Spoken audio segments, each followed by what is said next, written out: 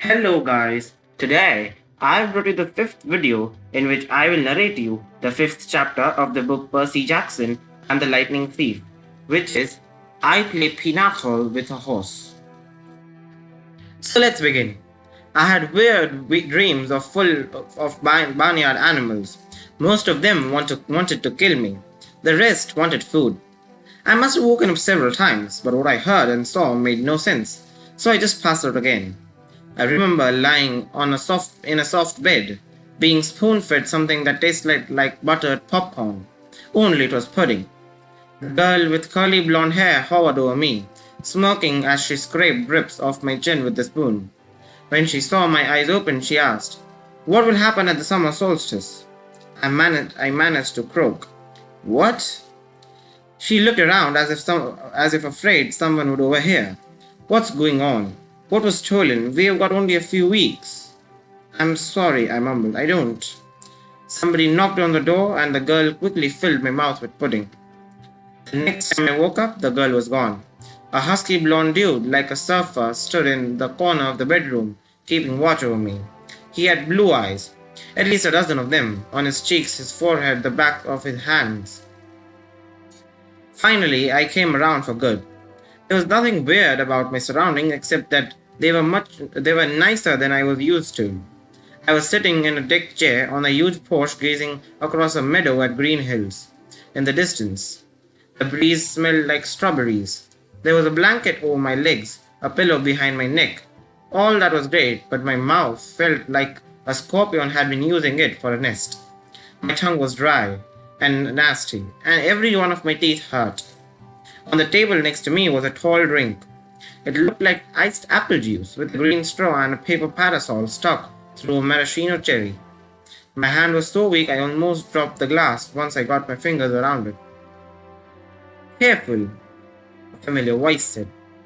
Grover was leaning against the porch railing, looking like he hadn't slept in a week.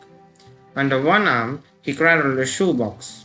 He was wearing blue jeans, Converse high tops, and a bright orange t-shirt that said Camp Half-Blood. Just plain old Grover, not the good boy. So maybe I had a nightmare. Maybe my mom was okay, we were still on a vacation, and we'd stop here at this big house for some reason and... "You saved my life," Grover said. Well, the least I could do. I went back to the hill. I thought you might want this." Reverently, he placed the shoebox in my lap. Inside was a black and white bull's horn, the base jagged from being broken off, the tip splattered with dry blood. It hadn't been a nightmare. "A minotaur," said. Percy, it isn't a good idea." "That's what they call it in the Greek myths, isn't it?" I demanded. "The minotaur, half man, half bull." Grover shifted uncomfortably. "You've been out for 2 days. How much do you remember?" "My mom. Is she really?" He looked down. I stared across the meadow. There were groves of trees, a winding stream, acres of strawberries spreading out under the blue sky. The valley was surrounded by rolling hills, and the tallest one directly in front of us was the one with a huge pine tree on top. Even that looked beautiful in the sunlight. My mother was gone. The whole world should be black and cold. Nothing should look beautiful. "I'm sorry," Grover sniffled. "I'm a failure. I'm the worst satire in the world." He moaned, stomping his foot so hard it came off. The Converse high top came off. The inside was filled with styrofoam, except for a hoof-shaped hole. "Oh, steaks," he mumbled. Thunder rolled across the clear sky. As he struggled to get his hoof back in the fake foot, I thought, well, that settles it. Grover was a satire. I was ready to bet that if I shaved his curly brown hair, I'd find tiny horns on his head. But I was too miserable to care that satires existed or even minotaurs. All that meant was my mom really had been squeezed into nothingness, dissolved into yellow lights. I was alone, an orphan. I would have to live with smelly Gabe? No, that would never happen. I would live in the streets first. I would pretend I was 17 and join the army. I'd do something. Grover was sniffling. Poor kid, poor goat, satire, whatever. looked as if he expected to be hit. I said, "It wasn't your fault." "Yes, it was. I was supposed to protect you." "Did my mother ask you to protect me?" "No, but that's my job. I'm a keeper, at least I was." "But why?" I suddenly felt dizzy, my vision swimming. "Don't strain yourself," Rob said. "Here." He helped me hold my glass and put the straw to my lips. I recoiled the taste because I was expecting apple juice. It wasn't that at all. It was chocolate chip cookies, liquid cookies, and not just any cookies, my mom's homemade blue chocolate chip cookies. Buttery and hot with the chips still melting. Drinking it, my whole body felt warm and good, full of energy. My grief didn't go away, but I felt as if my mom had just brushed her hand against my cheek, given me a cookie, the way she used to when I was small, and told me everything was going to be okay. Before I knew it, I drained the glass. I stared into it. Sure, I just had a warm drink, but the ice cubes hadn't even melted. "Was it good?" Rob asked. I nodded. "What did it taste like?" He sounded so wistful. I felt guilty. "Sorry," I said. "I should have let you taste." His eyes got wide. "No, that's not what I meant. I just wondered." "Chocolate chip cookies," I said. "My mom's homemade." He sighed. "How did it feel?" "Like I could throw Nancy Bob of it 100 meters." "That's good," he said. "That's good. I don't think you should risk drinking any more of that stuff." "What do you mean?" He took the empty glass from me gingerly, as if it were dynamite, and it set it back on the table. "Come on, Sharon and Mr. D are waiting." My Porsche wrapped all the way around the farmhouse. My legs felt wobbly trying to walk that far. Grover offered to carry the Minotaur horn, but I held on to it. I paid for that souvenir the hard way. I wasn't going to let it go. As we came around the opposite end of the house, I caught my breath. We must have been on the north shore of the Long Island, because on this side of the house, the valley marched all the way up to Long Island Sound, which glittered about a mile in the distance. Between here and there, I simply couldn't process everything I was seeing. The landscape was dotted with buildings that looked like ancient Greek architecture: an open-air pavilion, an amphitheater, a circular arena, except that they all looked brand new, their white marble columns sparkling in the sun. In a nearby sandpit, a dozen high school-age kids and satyrs played volleyball. Canoes glided across a small lake. Kids in bright orange t-shirts like Grover's were chasing each other around a cluster of cabins nestled in the woods. Some shot targets at an archery range.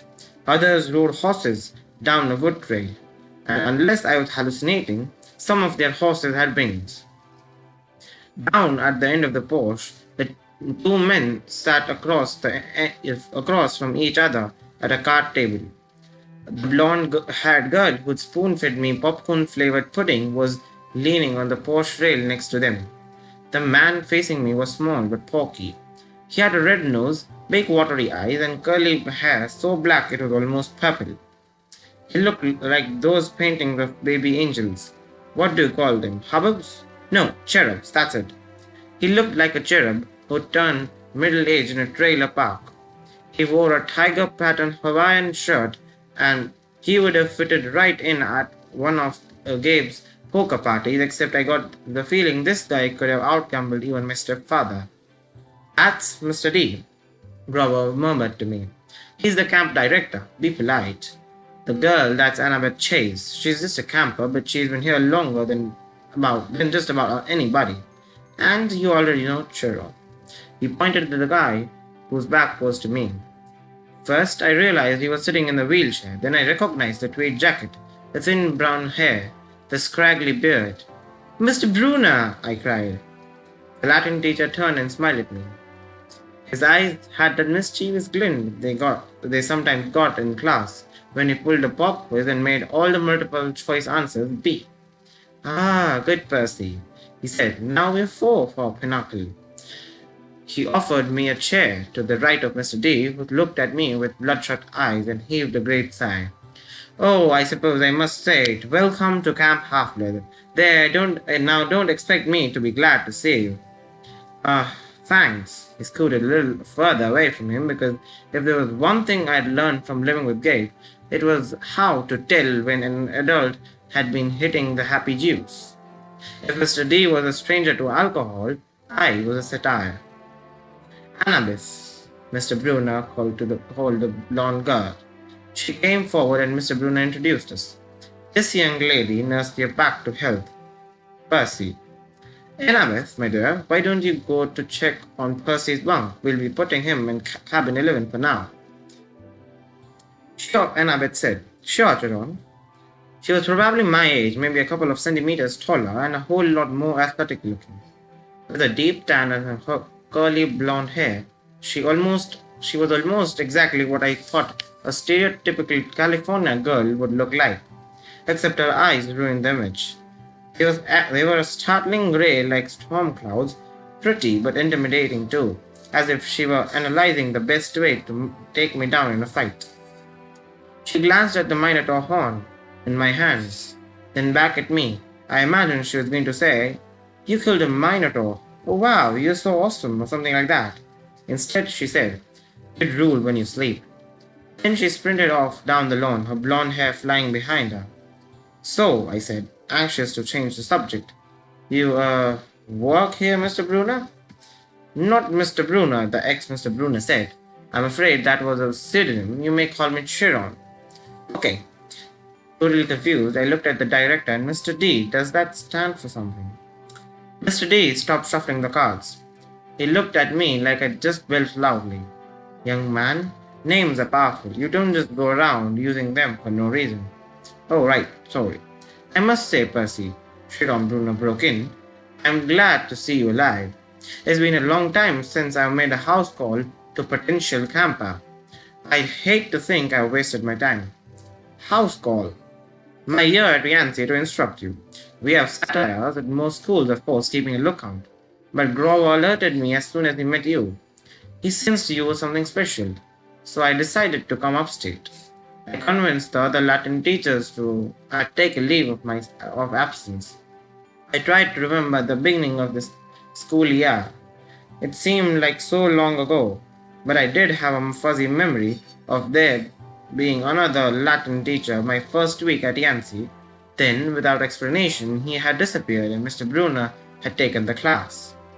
You came to Yancey just to teach me, Chiron said. Honestly, I wasn't sure about you first. We contacted your mother. Let her know we were keeping an eye on you in case you were ready for Camp Half-Blood. But you still had so much to learn.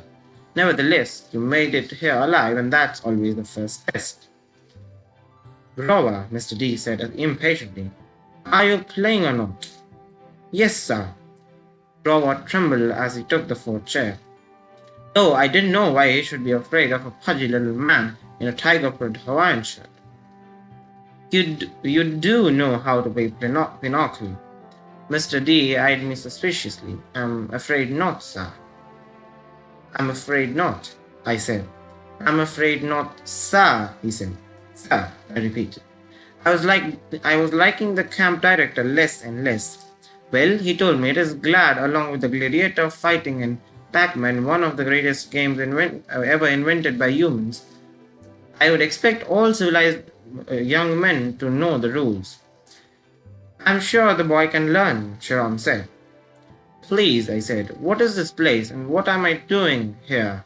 Mr. Chiron, why would you go to Yancey Academy to teach me? Mr. She snorted. I asked the same question. The camp director dealt with the cards. Grover flinched every time one landed on his file.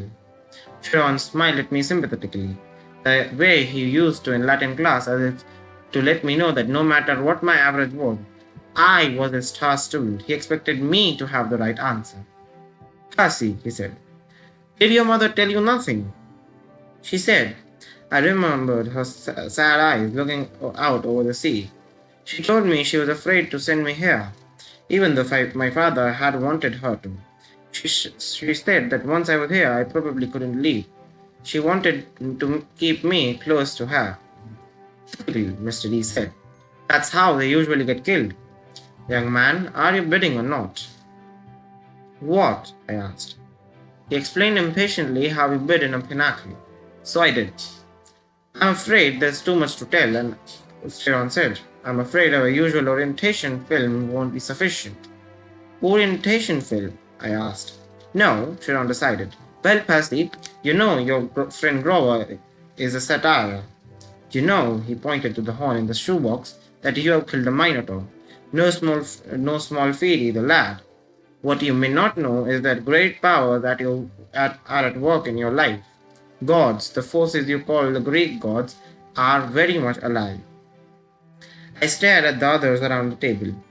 I waited for somebody to yell not, but all I got was Mr. D yelling, Oh, a royal marriage trick.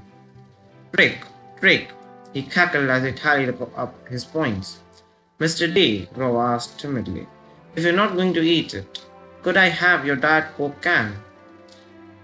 All right. Grover bit a huge shard out of the empty aluminum can and chewed it mournfully. Wait, I told Shiro. You're telling me there's such a thing as God. Well now, Chiron said. God, capital G, God.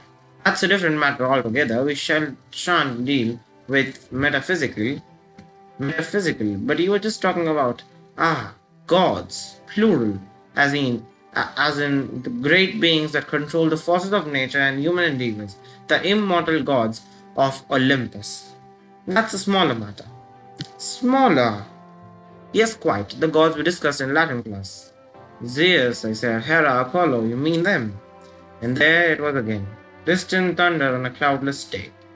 Young man, said Mr. D, I'd really be casual about throwing those names around if I were you. But they're stories, I said. They're myths to explain lightning and the season and stuff. They're what people believed before there was science. Science, Mr. D scoffed. And tell me, Perseus Jackson. I flinched when he said my real name, which I never told anybody. What will people think of your science 2,000 years from now? Mr. D continued. They will call it primitive mumbo jumbo. That's what. Oh, I love mortals. They have absolutely no sense of perspective. They think they've come so far. And have they, Chiron? Look at this boy and tell me. I wasn't liking Mr. D much, but there was something about the way he called me mortal, as if he wasn't.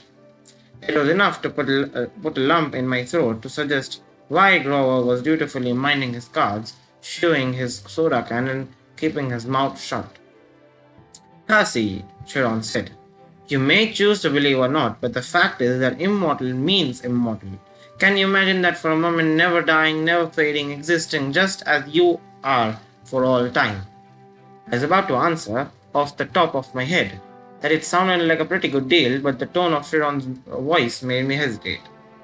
You mean whether people believed in you or not? I said. Exactly, Chiron said. If you were a god, how would you like being called a myth, an old story to explain lightning? What if I told you, Percy Extraction, that someday people would call you a myth, just created to explain how little boys can get over losing their mothers? My heart pounded. He was trying to make me angry for some reason, but I wasn't going to let him. I said, I wouldn't like it, but I don't believe in gods. Oh, you'd better, Mr. D murmured, before one of them incinerates you. Grover said, Please, sir. He's just lost his mother. He's in shock. A lucky thing, too, Mr. D grumbled, playing a card. Bad enough I'm confined to this miserable job, working with boys who don't even believe. He waved his hand, and a goblet appeared on the table as if the sunlight had bent. Momentarily, and woven the air into glass, the goblet filled itself with red wine. My jaw dropped. Mr. Chiron hardly looked up. Mr. D, he warned, your restrictions. Mr. D looked at the wine in faint surprise. Dear me, he looked at the sky and yelled, Old habit, sorry, more thunders. Mr. D waved his hand again and the wine glass changed into a fresh can of Diet Coke. He sighed unhappily, popped the top of the soda and went back to his card game. Chiron winked at me. Mr. D offended his father a while back. took a fancy to a wood nymph who had been declared orphaness. A wood nymph, I repeated, still staring at the Diet Coke can like it was from outer space. Yes, Mr. D confessed. Father loves to punish me. The first time, prohibition, ghastly.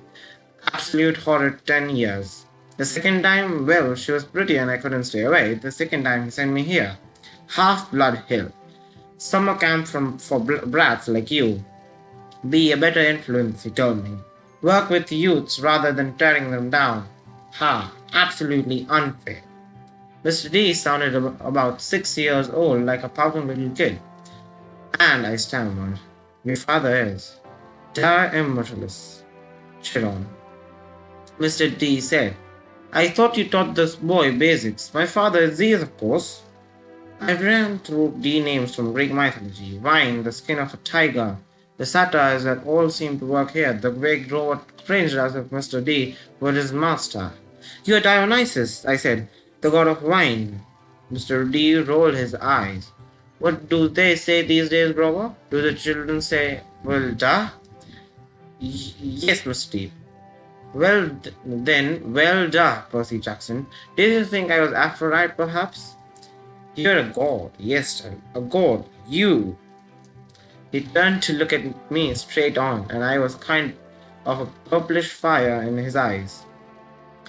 A hint that his whiny, plump little man was only showing me the tiniest bit of his true nature.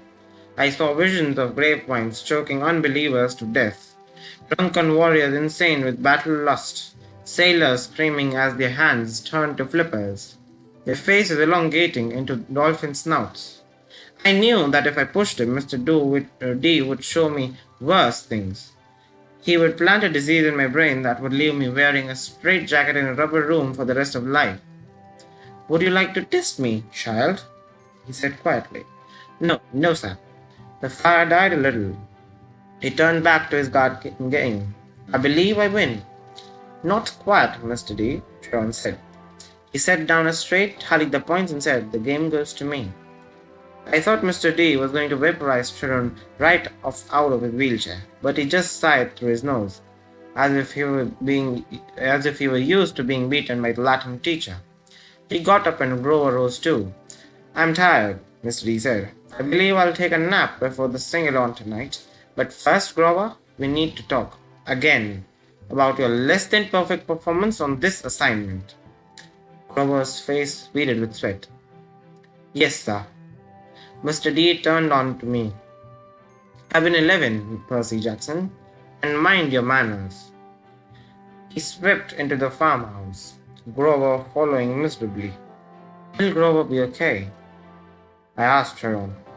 Chiron nodded. Though he looked a little bit troubled, old Dionysus isn't really mad.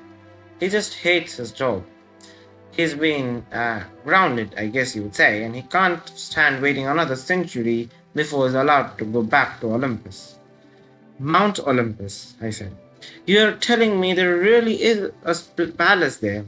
Well, now there's Mount Olympus in Greece, and there's the home of the gods, the convergent points of their powers, which did indeed used to be on Mount Olympus. It's still called Mount Olympus out of respect to the old ways, but the palace moves, Percy, just as the gods do. You mean the Greek gods are here, like in America? Well, certainly. The gods move with the heart of the West. The what? Come on now, what do you call Western civilization? Do you think it's just an abstract concept? No, it's a living force. A collective consciousness that has burned bright for thousands of years. The gods are part of it. You might even say they are the source of it. Or at least they are tied so tightly to it that they couldn't possibly fail. Not unless all of Western civilization was obliterated. The fire started in Greece. Then, as you know, or as I hope you know, since you passed my course, the heart of the fire moved to Rome, and so did the gods. Oh, different name perhaps. Jupiter for Zeus, Venus for Aphrodite, and so on, but the same forces, the same gods. And then they died? Died? No, did the West die? The gods simply moved to Germany, to France, to Spain for a while. Wherever the flame was brightest, the gods were there. They spent several centuries in England. All you need to do is look at the architecture. People do not forget the gods. Every place they have ruled for the last 3,000 years, you can see them in painting and statues on most important buildings. Yes, Percy. Of course, they are now in your United States. Look at your symbol, the Eagle of Zeus. Look at the statue of Prometheus in the Rockefeller Center, the Greek facades of your government building in Washington. I defy you to find any American city where Olympians are not prominently displayed in multiple places. Like it or not, and believe me, plenty of people weren't very fond of Rome either. America is now the heart of the flame. It is a great power of the West, and so Olympus is here, and we are here. It is all too much, especially the fact I seem to be included in Chiron's we, as if I were part of some club. Who are you, Chiron? Who am I? Chiron smiled. He shifted his weights as if he were going to get up out of his wheelchair, but I knew that was impossible. He was paralyzed from the waist down. Who are you? He mused. Well, that's the question we all want answered, isn't it? For now, we should get you a bunk in cabin 11. There will be new friends to meet and plenty of time for lessons tomorrow. Besides, there will be toasted marshmallows at the campfire tonight, and I simply adore it. Then he did rise from his wheelchair, but there was something odd about the way he did it. The blanket fell away from his legs, but the legs didn't move. His waist kept getting longer, rising above his belt. At first, I thought he was wearing very long, white velvet underwear, but as he kept rising out of the chair, taller than any man, I realized that the velvet underwear wasn't underwear. It was the front of an animal, muscle and sinew under coarse white fur. Then the wheelchair wasn't a chair. It was some kind of container, an enormous box on wheels, and it must have been magic because there was no way it could have all of him. A leg came out, long and knobby-kneed, with a huge polished hoof.